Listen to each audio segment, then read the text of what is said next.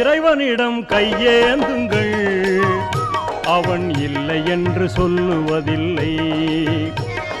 பொறுமையுடன் கேட்டு பாருங்கள், அவன் பொக்கிஷத்தை மூடுவதில்லை.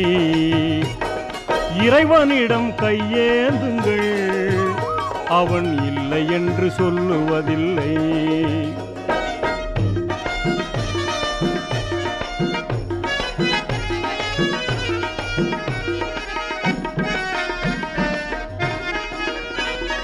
இல்லை என்று சொல்லும் மனம் இல்லாதவன், ஈடு இணை இல்லாத கருணை உள்ளவன், இன்னல் பட்டு எழும்